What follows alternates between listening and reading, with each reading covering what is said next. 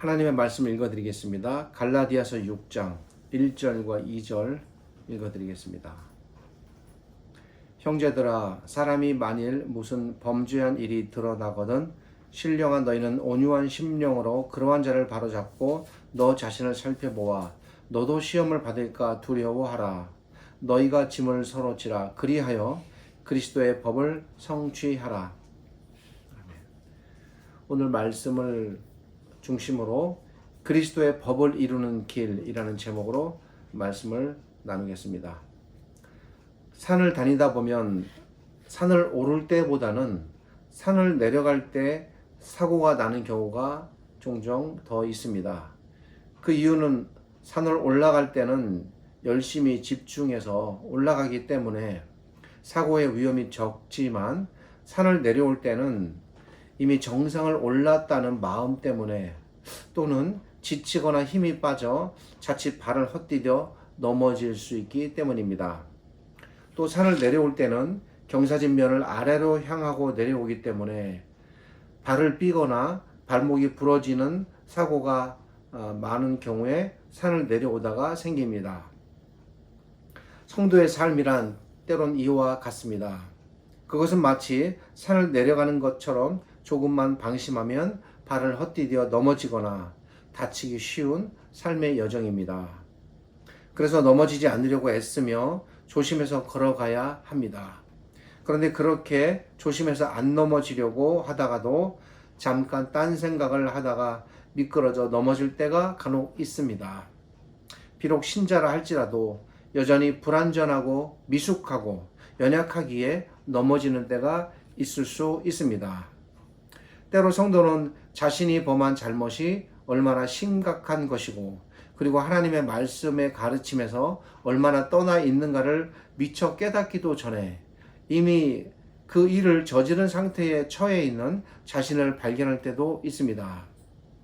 그런데 이러한 잘못이 교회 안에서 발생되어 다른 신자들에게 나쁜 영향을 끼치는 문제라면 이 경우는 좀 다릅니다. 만약 교회 안에서 이런 문제가 생겼을 때 과연 교회는 어떻게 해야 할까요? 오늘 본문은 바울 사도께서 하나님의 교회를 든든하고 바른 교회로 세워가고자 이런 부분에 대한 하나님의 뜻이 무엇인지를 알려주고 있습니다. 오늘 본문 1절과 2절에는 중요한 기본적인 전제가 있습니다. 그것은 교회 안에 잘못을 범한 사람이 생겼을 때 교회는 이 일에 대해 결코 방치하거나 묵인하지 말고 적극적으로 참여해야 한다는 사실입니다. 때로 사람은 몸은 아픈데 의사한테 찾아가기를 두려워합니다. 의사를 찾아가기 두려워하는 이유는 혹 암이라든지 아니면 기타 심각한 질병에 대한 소리를 듣는 것이 두렵기 때문입니다. 그래서 아예 건강검진이나 진료 자체를 거부하는 사람도 있습니다. 병에 대한 소리를 듣는 것이 두려워 병을 그냥 놔둔다면 어떻게 되겠습니까? 결국 병은 점점 깊어지고 커져서 목숨까지 위태롭게 될 수도 있습니다. 교회는 사람입니다. 개인 한 사람을 가리키는 사람이 아니라 교회는 사람과 사람이 모여서 만들어진 사람들의 모임, 좀 다른 말로 연합체, 공동체입니다. 그러기에 사람이 개인적으로 병에 걸릴 수 있듯 교회 안에도 질병이 존재할 수 있는 것입니다.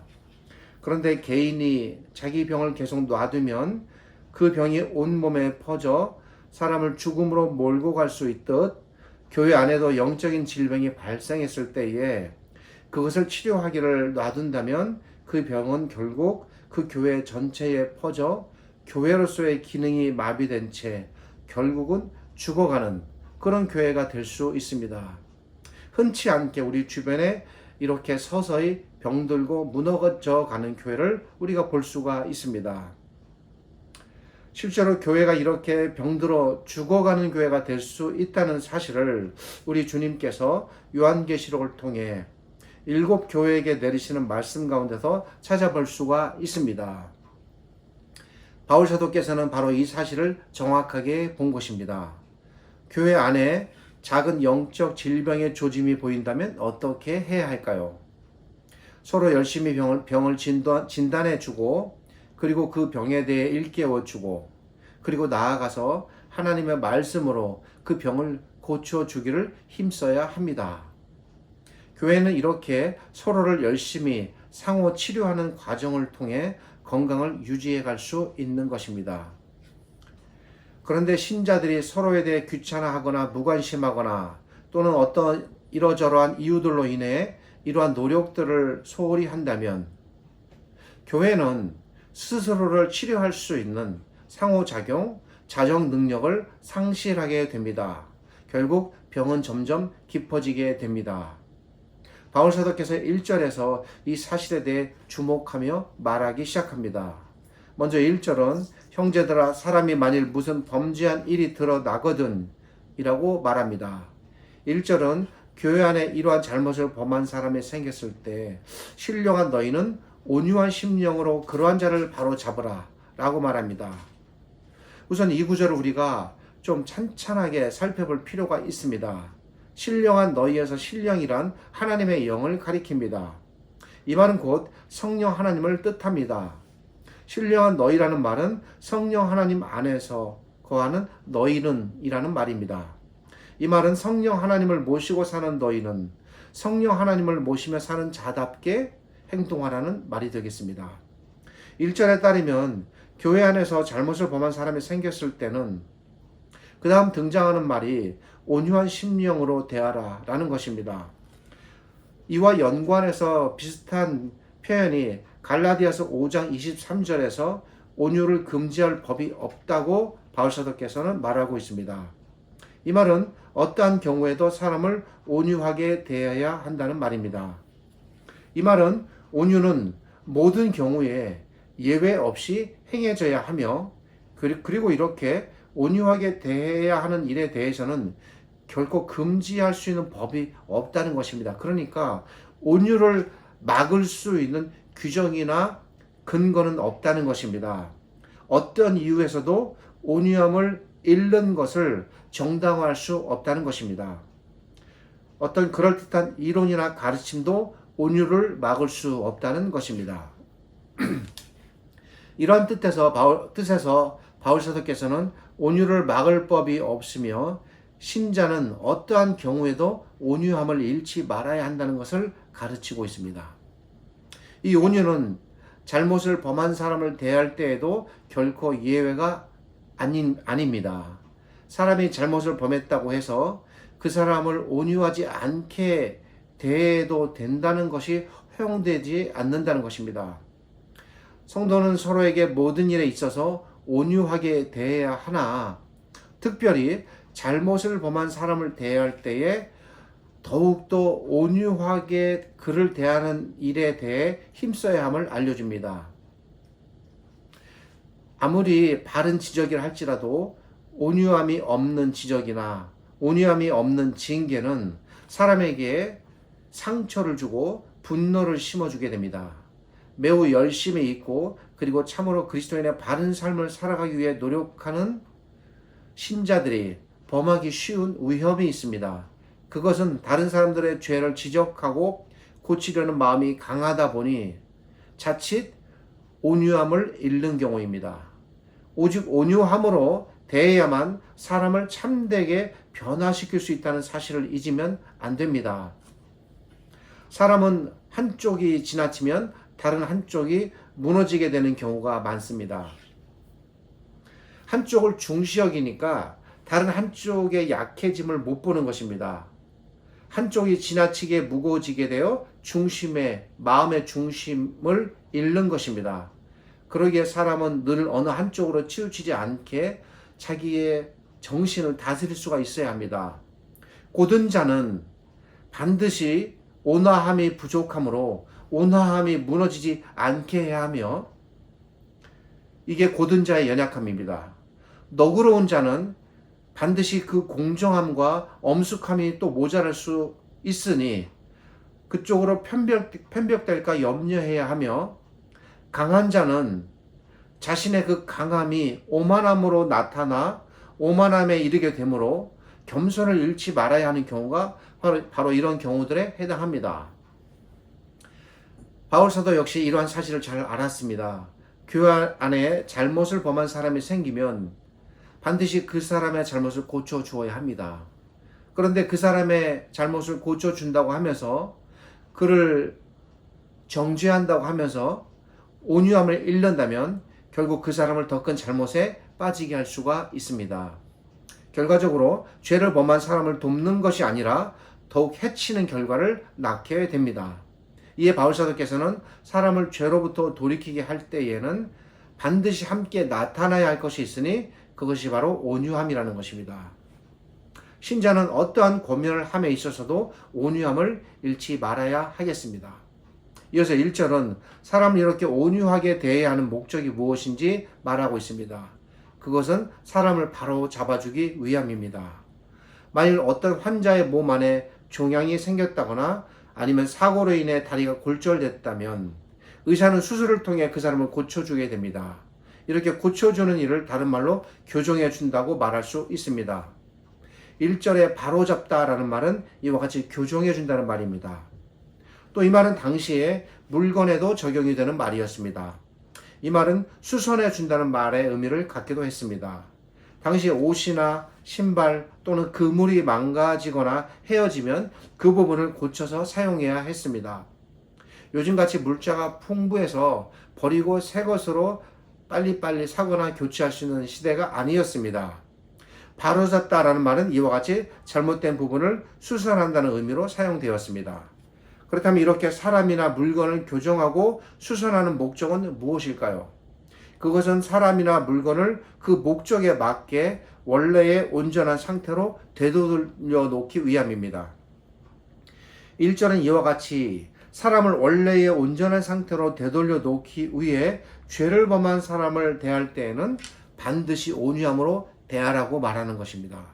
1절은 이렇게 온유하게 대함으로써 그 온유함이 사람을 바로잡을 수 있다는 것을 강조합니다. 이어서 1절은 다른 사람이 죄를 범한 것을 통해 얻어야 할 한 가지 교훈에 대하여 말합니다. 자만심은 사람이 자기 자신을 다른 사람과 비교하는 데서 생깁니다. 다른 사람이 범한 죄를 보면서 자신은 그와 다르다라는 자만심의 마음을 갖게 되면 자신을 경계하고 조심하는 일을 소홀하게 됩니다. 사탄은 그런 사람의 자만심을 비집고 들어와 그 사람을 죄의 늪으로 빠뜨립니다. 죄의 깊은 늪에 빠지면 점점 더 깊이 빠져들게 되어 도저히 그 속에서 나오기가 힘들게 됩니다. 1절 뒷부분에 기록된 시험이라는 말은 유혹이라는 말로도 번역될 수 있는데 이 말은 사탄이 사람을 유혹하거나 시험에 들게 하여 결국 사람을 죄의 늪에 빠뜨린다는 것을 알려줍니다. 사탄은 이렇게 사람의 자만심을 이용하여 사람을 부주의하게 만들어 죄의 올가미를 씌웁니다. 그런데 자만심에 빠진 사람은 자신의 이런 상태를 알지 못합니다. 자신을 다른 사람과 비교하여 자기가 우월하다고 여기는 영적 허영심은 결국 그 사람을 죄에 빠지게 만든다는 사실을 알아야 합니다. 사람은 스스로 바로 섰다고 생각하는 그 순간이 이미 넘어진 상태라고 생각하면 딱 맞을 것입니다. 이러한 사실을 잘 깨달은 바울사도께서는 1절 뒷부분에서 이렇게 말합니다. 너 자신을 살펴보아 너도 시험을 받을까 두려워하라. 다른 사람의 잘못을 보면서 혹시 나도 저런 유혹을 받지 않을까 경계하면서 두려워하는 것, 이것이 곧 스스로 자만하지 않는 태도가 되겠습니다. 사람이 하는 말 가운데 나는 안 그래 라는 말처럼 스스로를 위태롭게 하는 말도 없습니다. 그런 말은 결국 사람이 자신의 목에 스스로 사탄이 쳐놓은 올가미를 거는 것과 같습니다. 자만심은 곧 사람의 올가미가 되어 자기의 허물이 무엇인지 모른 채 다른 사람의 교훈도 받아들이지 않은 채 점점 더 깊은 죄의 수렁으로 빠지게 만듭니다. 이어서 2절은 1절에 기록된 것과 같이 죄를 범한 다른 사람을 일으켜 주는 일이 어떤 의미를 갖는지 설명해 줍니다. 2절은 너희가 짐을 서로 지라고 말하고 있습니다. 여기서 짐이란 다른 사람이 감당해야 할 여러 가지 삶의 무거운 짐을 의미할 수도 있겠지만 1절과 연관해서 생각해 볼 때 여기서의 짐은 특별히 죄의 짐을 가리키는 표현이라고 보는 것이 맞겠습니다. 사람이 죄에 빠지는 것은 무거운 짐을 지고 견디지 못하여 쓰러지는 것과 같은 것입니다. 무거운 짐에 눌려 쓰러진 사람을 보고 일어나라 걸어가라 말하는 것 아무 의미가 없습니다. 실제로 필요한 것은 그 사람의 짐을 함께 들어주는 것입니다. 짐에 눌려 쓰러진 사람의 짐을 함께 들어줌으로써 그가 일어서 걸을 수 있도록 돕는 것입니다. 바울은 1절에서 죄에 빠진 사람을 온유한 심령으로 바로 잡아주라고 말했습니다. 바울은 1절에서 이렇게 온유한 심령으로 죄에 빠진 사람을 바로 일어설 수 있도록 일으켜주는 것이 곧 짐을 서로 나눠지는 것이다 라고 2절에서 말하고 있는 것입니다. 2절은 계속해서 이렇게 다른 사람의 짐을 함께 지는 것이 그리스도의 법을 성취하는 것이다 라고 말합니다. 여기서 그리스도의 법이라는 것은 직역하면 그리스도의 율법입니다. 이 말은 풀어 말하면 예수 그리스도의 가르침을 말합니다. 성취하다라는 말은 가득 채운다는 말입니다. 2절 중간에 그리하여라는 말은 직역하면 이러한 방법으로 라는 말입니다. 따라서 2절에 그리하여 그리스도의 법을 성취하라 라는 말은 풀어 이해하면 성도들이 죄에 빠진 사람을 온유한 심령으로 일으켜 주는 것, 이것이 곧 그리스도의 법을 성취하는 것이고 이것이 또한 예수 그리스도의 법을 그 가르침을 부족함 없이 채우는 길이라는 것입니다. 우리 각자는 너무나도 연약합니다. 그러나 우리 모두가 동시에 강해지는 길이 있습니다. 그것은 서로가 서로를 붙잡아주고 세워주는 것입니다. 3줄 한 가닥은 쉽게 끊어지지만 수십 가닥의 3줄은 한데 모아 엮으면 그 어떤 힘센 장사도 끊을 수가 없습니다.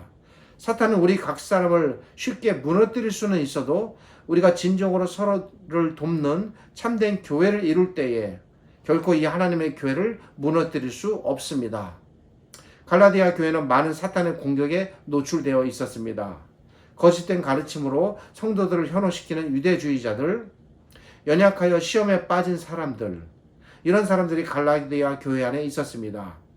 이런 갈라디아 교회를 견고한 하나님의 교회로 다시 설 수 있도록 바울 사도께서는 그들에게 오늘 말씀으로 갈라디아 교회를 그리고 나아가서 이거를 읽는 우리를 권고하고 있는 것입니다. 우리는 이 하나님의 말씀의 권고를 잘 받아들여 귀한 교훈으로 삼아야 합니다.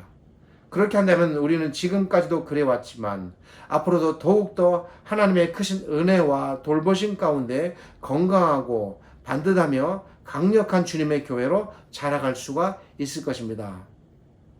오늘날 교회의 현실을 보면 너무나도 마음이 아픕니다.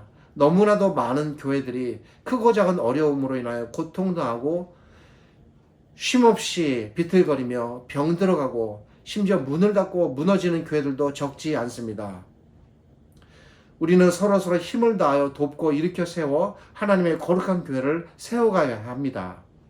이렇게 서로 세워주는 일이 든든하게 이루어질 때 우리 교회뿐 아니라 이 땅의 모든 주님의 교회들 역시 영원하도록 반석 위의 집처럼 견고한 하나님의 교회로 세워져 갈 것입니다. 그렇게 세워진 하나님의 교회는 이 땅에서 하나님의 나라로 확장되고 세워질 것입니다. 우리가 추구해야 할 우리의 방향, 신앙의 목적, 그 방향은 이 땅에 하나님의 교회가 바로 세워지고 그렇게 바로 세워진 교회들을 통하여 이 땅에 하나님의 나라가 강력하게 세워지고 확장되는 것입니다. 우리 모두는 다 그 속에 속해진 일원들이고 우리가 그 일을 모두가 서로 감당해야 하는 것입니다. 이렇게 세워진 하나님의 나라는 사탄과 그의 모든 세력들을 무너뜨리며 이 땅에서 어둠의 장막을 걷어내고 죄의 세력을 무너뜨릴 것입니다. 우리 주님께서 이미 그 길을 가셨고 그리하셨으며 우리 믿음의 선조들이 그러한 일들을 이루어내셨습니다. 하나님의 참되고도 거룩한 진정한 다스리심이 교회를 통해 이 땅에 구현되기를 진심으로 소망하며 또 소망합니다. 기도하겠습니다. 참되고 거룩하신 아버지 하나님 은혜를 감사드립니다. 주신 말씀을 통해서 나 자신을 들여다보게 하시고 내 안에 무너진 정신을 바로 세우게 하여 주옵소서. 나를 깨끗하게 하고 정결하게 하게 할 뿐만 아니라 병들고 힘들어하는 이웃을 돌아보며 연합하여 거룩한 공동체로 참되고 거룩한 교회로 세워지게 하여 주옵소서. 그렇게 세워진 교회를 통하여 이 땅에 하나님의 나라가 강하게 세워지게 하시고 그 하나님의 강력한 나라를 통해서 사탄과 그들을 쫓는 모든 세력들과 그들의 모든 죄들이 소멸되고 진멸되게 하여 주옵소서. 지금은 우리 주님 예수 그리스도의 은혜와 우리 아버지 하나님의 크신 사랑과 오늘 말씀을 통해서 우리를 깨닫게 하시고 참되고 거룩한 교회로 우리를 세워가도록 이끌어 주시는 성령 하나님의 함께 하심이 이 말씀을 하나님의 말씀으로 받아들이고 말씀을 통해서 자신을 온전히 세워가려고 힘쓰는 우리 모든 신자들에게 하나님께서 주시는 참되고 맑고 깨끗한 정신이 우리들 안에 온전히 세워지기를 우리 주님 예수 그리스도의 이름으로 축복하며 기도드립니다. 아멘.